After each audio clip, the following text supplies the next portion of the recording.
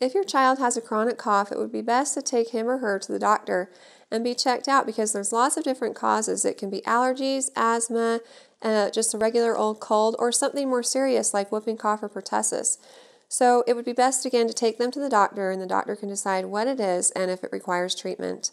If you have any other questions for me, feel free to ask them on our Facebook page and recommend us to your friends and family too.